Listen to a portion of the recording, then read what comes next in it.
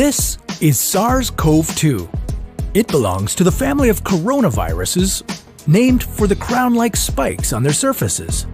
SARS-CoV-2 can cause COVID-19, a contagious viral infection that attacks primarily your throat and lungs.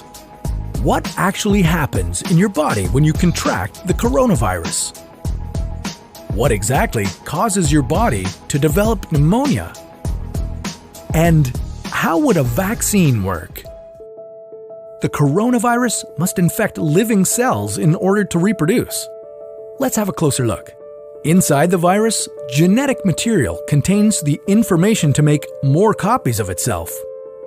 A protein shell provides a hard protective enclosure for the genetic material as the virus travels between the people it infects. An outer envelope allows the virus to infect cells by merging with the cell's outer membrane. Projecting from the envelope are spikes of protein molecules.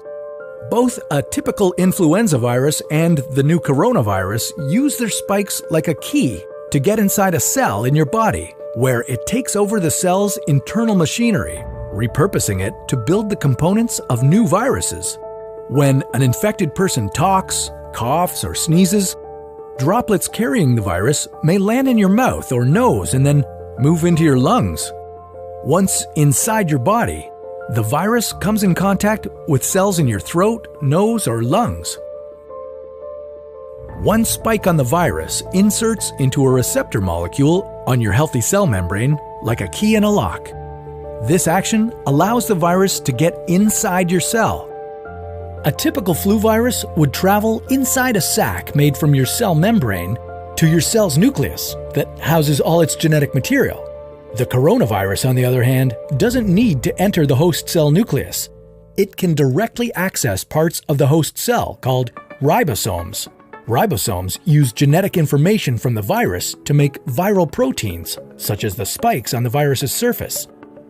A packaging structure in your cell then carries the spikes in vesicles which merge with your cell's outer layer, the cell membrane. All the parts needed to create a new virus gather just beneath your cell's membrane. Then, a new virus begins to bud off from the cell's membrane. Now, with the virus spreading in your body, how can you develop pneumonia symptoms? For this, we'll have to look into your lungs. Each lung has separate sections called lobes.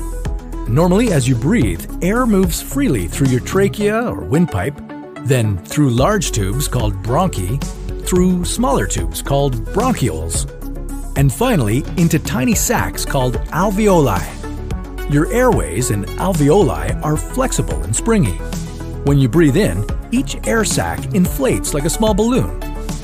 And when you exhale, the sacs deflate. Small blood vessels called capillaries surround your alveoli. Oxygen from the air you breathe passes into your capillaries, and then carbon dioxide from your body passes out of your capillaries into your alveoli so that your lungs can get rid of it when you exhale. Your airways catch most germs in the mucus that lines your trachea, bronchi, and bronchioles. In a healthy body, hair-like cilia lining the tubes constantly push the mucus and germs out of your airways, where you might expel them by coughing. Normally, cells of your immune system attack viruses and germs that make it past your mucus and cilia and enter your alveoli. However, if your immune system is weakened, like in the case of a coronavirus infection, the virus can overwhelm your immune cells, and your bronchioles and alveoli become inflamed as your immune system attacks the multiplying viruses. The inflammation can cause your alveoli to fill with fluid, making it difficult for your body to get the oxygen it needs. You could develop lobar pneumonia, where one lobe of your lungs is affected, or you could have bronchopneumonia that affects many areas of both lungs. Pneumonia may cause difficulty breathing, chest pain, coughing, fever and chills, confusion, headache, muscle pain, and fatigue.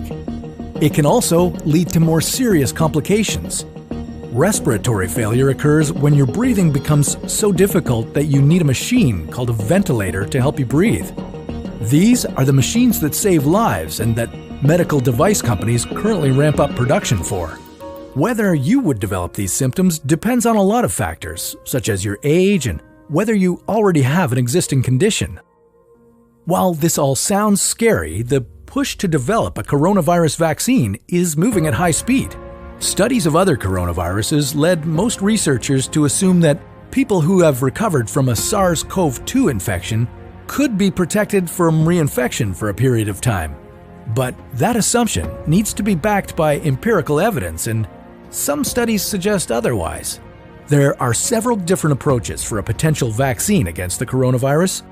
The basic idea is that you would get a shot that contains faint versions of the virus. The vaccine would expose your body to a version of the virus that is too weak to cause infection, but just strong enough to stimulate an immune response. Within a few weeks, cells in your immune system would make markers called antibodies, which would be specific for only the coronavirus, or specifically its spike protein. Antibodies then attach to the virus and prevent it from attaching to your cells. Your immune system then responds to signals from the antibodies by consuming and destroying the clumps of viruses. If you then catch the real virus at a later stage, your body would recognize it and destroy it. In other words, your immune system is now primed. Collecting evidence on whether this will be possible, safe, and effective is part of what's taking researchers so long to develop a vaccine. It's a race against time to develop a vaccine amid a pandemic. Each step in vaccine development usually takes months, if not years. An Ebola vaccine broke records by being ready in 5 years. The hope here is to develop one for the new coronavirus in a record-breaking 12 to 18 months. While all of this will take time, stay home if you can, to protect the most vulnerable. And don't forget to wash your hands for at least 20 seconds and as often as possible. This video was a collaboration